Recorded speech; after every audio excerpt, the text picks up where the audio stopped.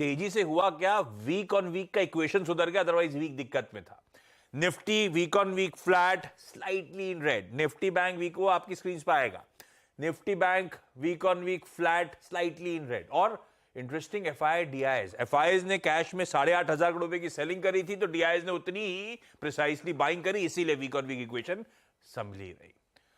और फ्राइडे का जो भी सेशन था, मंडे को जो फ्राइडे सुबह की जो कमेंट्री थी, ब्यूटीफुली वैसे ही वर्क करा। फ्राइडे को मेंशन था कि 590 632 के जोन्स पे आ रहा है, उन लेवल्स पे आ रहा है, तो वहां पे खरीदारी करने का जोन है, उसके ऊपर खरीदारी करें। एक स्विंग मिलेगा जो आपको 690 और 726 तक ले जाएगा, प्रिसाइसली 726 फ्राइडे का हाई था। वहीं मुनाफा बांधा था, कोई पोजीशन एक्सटेंडेड वीकेंड पे कैरी नहीं करी थी। वीरो स्ट्रेटेजी सटीक रही, पॉइंट टू पॉइंट सटीक रही। लेकिन आज इस तरह के ग्लोबल समीकरण और एक तगड़ा गैप डाउन, उस गैप डाउन को पर्सपेक्टिव में रखते हुए हमारी निफ्टी की स्ट्रेटेजी, निफ्टी का अप्रोच क्या रहेगा? जी आशीष, गुड मॉर्निंग। देखिए, पहली बात तो यह है कि ये गैप डाउन प्लस आपने, नीरज जी ने भी बखूबी यूएस मार्केट को डिस्क्राइब कर दिया, और कुछ मेरे पास कहने के लिए है नहीं। प्लस मैं जिस निकाई का आपने उल्लेख किया ना आशीष, अगर आप निकाई के चार्ट्स को थोड़ा सा देखें, अभी तो स्क्रीन पे नहीं आएगा, लेटर इन द प्रोग्राम में कोशिश करूंगा कि अगर ला सकूं, लेकिन यहां पर भी एक मल्टी मंथ रेंज टूटने को है, और वो टूटी तो वॉलेट हुई, तो एक वर्टिकल राइज उसके पीछे खड़ा है हमारे पास, तो संभाल नहीं पाएगा ये। तो वाकई ग्लोबल मार्केट्स बहुत एक क्रिटिकल कगार पे है। ये गया, प्लस हमारा भी मार्केट अब क्रिटिकल कगार पे है। क्यों, समझाता हूं आशीष। मैं आपके स्क्रीन पे एक चार्ट रखूंगा, a comparison first day of October versus first day of September. सितंबर में हमने एक पहले दिन रिवर्सल देखा, और आप यकीन मानिए 700-800 पॉइंट का मूव था। ये एक कंपैरिजन है। आप फर्स्ट डे ऑफ सितंबर और फर्स्ट डे ऑफ अक्टूबर में कोई कंपैरिजन करें, तो फर्स्ट डे ऑफ अक्टूबर फिर भी कमजोर था। आपको शुक्रवार को पुल बैक नजर आएगा, ठीक है, लेकिन उस दिन की कैंडल जो फर्स्ट सितंबर की थी, उसके प्रीवियस डे की कैंडल की ऑलमोस्ट ट्वाइस थी, और हमारी शुक्रवार की कैंडल उस कैंडल की ऑलमोस्ट हाफ है।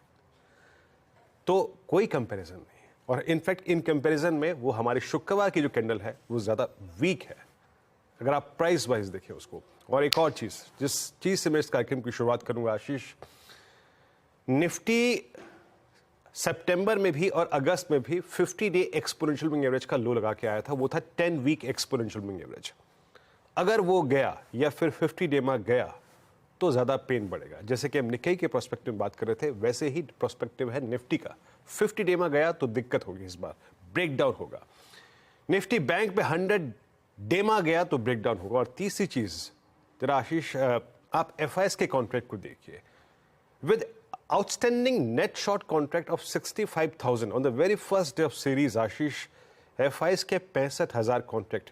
यानी मतलब क्या है, अगर आप इस डायग्राम को बहुत क्लोजली देखें तो अप्रैल यानी 28 मार्च को ये तेजी शुरू हुई थी, और अप्रैल में FIs के कॉन्ट्रैक्ट्स जितने शॉर्ट खड़े थे वो कवर हुए थे, लेकिन इस बार हम ऊपर से नीचे आ रहे हैं। यानी अप्रैल के बाद फर्स्ट टाइम करीब 65,000 कॉन्ट्रैक्ट के साथ सबसे ज्यादा नेट शॉर्ट FIs लेके बैठे हैं। तो ये 3-4 चीजें वो आपको कह रही हैं कि एक क्रिटिकल लोअर एज आपके बहुत नजदीक है। गया तो परेशानियां बढ़ेंगी। अभी आशीष, इस बाजार को सिर्फ आप और मैं बचा रहे हैं। कैसे? जो DIS का पैसा आ रहा है, जो म्यूचुअल फंड्स में हम झोंक रहे हैं, वो ताबड़तोड़ लोअर लेवल्स पे ऐड कर रहा है पोजीशंस, सिर्फ वही सिक्योर कर रहा है मार्केट को। आप देखिए फिगर्स, FIs की 1686 करोड़ रुपए की बाइंग, सेलिंग 2751 करोड़ रुपए का DIS का बाय। तो ये बाय जो है ना, वो कोलैप्स नहीं लेके आने दे रहा है, अदरवाइज ये कोलैप्स बहुत टफ होता, सीरियस होता। FIs ने कैश मार्केट में सेलिंग करी। अगर आप उनके इंडेक्स के आंकड़ों को देखें आशीष, तो लगभग 700 करोड़ रुपए का इंडेक्स बेचा, 3700 कॉन्ट्रैक्ट लॉन्ग काट लिए, शॉर्ट 4200 कॉन्ट्रैक्ट, पुट शॉर्ट उनकी तरफ से 1,85,000 है। उसका सिग्निफिकेंस क्या है कुछ देर में समझाऊंगा, लेकिन स्टॉक फ्यूचर्स में यहां पे थोड़ा सा लॉन्ग 19,000 कॉन्ट्रैक्ट किए उन्होंने। FIs के नेट शॉर्ट अब 65,000 हैं, लगभग 5 महीने के हाईएस्ट क्लस्टर पे। अप्रोच क्या रहेगी निफ्टी पर? लेके आइए निफ्टी के चार्ट्स, और पहले कॉल्स और पुट्स के स्टैट्स। याद रखेगा, बीते शुक्रवार से, यानी जब लास्ट सीरीज का मंथली कॉन्ट्रैक्ट का कमेंसमेंट हुआ था, 19,800 का कॉल राइटर सबसे स्ट्रॉन्ग कन्विक्शन लेके बैठा है। यानी अगर आप किसी बहुत मेगा शॉर्ट कवरिंग का बिलीव रखते हैं, तो वो तब तक नहीं होगी जब तक 19,800 का जोन आशीष डिसाइसिवली बाइसेक्ट नहीं होगा। दो सप्लाई पॉइंट है इस डेटा के मुताबिक, 19,800 जो कि कॉल राइटर्स का जोन है, प्लस एक चीज जहन में रखिएगा, that's 19,718 19,718 that falling 20 day exponential moving average.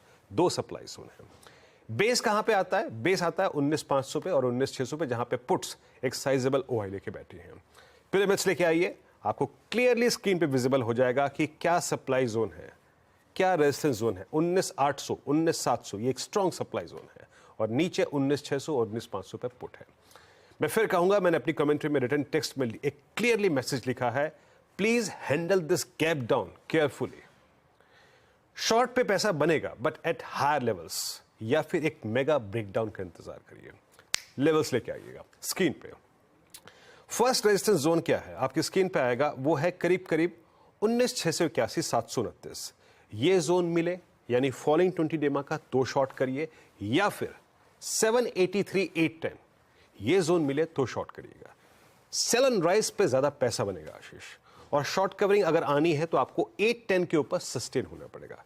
Cell के मैंने दो जोन ड्रॉ कर दिए, 729 700 या फिर 783,810। लोअर लेवल्स पे जब गैप डाउन हो तो याद रखिएगा अपने शॉर्ट को एक बार कवर करने की सोचिएगा। वो जोन क्या है? 561 510। मैं फिर कहूंगा, handle this gap down carefully. Gap down के बाद शॉर्ट करना एक समझदार रणनीति नहीं होगा। या तो हायर लेवल्स पे शॉर्ट करेंगे आशीष, या फिर वेट करिए। 510 477 अगर ब्रीच हो जाए आशीष डिसाइसिवली डेली चार्ट्स पे, आर्ली चार्ट्स पे, तो एक शॉर्ट स्विंग बनेगा, बेहतर बनेगा टुवर्ड्स 423 366 390। याद रखिएगा अभी भी 50 डेमा डिसाइसिवली वॉलेट नहीं हुआ है, तो एक फ्रेश शॉट के लिए एट लोअर एजेस इसका वॉलेट होना बहुत जरूरी है। वो क्या है? 510 477 ऑप्शन बेस और 50 डे एक्सपोनेंशियल मूविंग एवरेज। आशीष, ये है निफ्टी की आज ट्यूसडे की अप्रोच, मंगलवार की अप्रोच। निफ्टी बैंक रखिए स्क्रीन पे, आउट परफॉर्मिंग पॉकेट थी, 2/3% निफ्टी बैंक मजबूत था।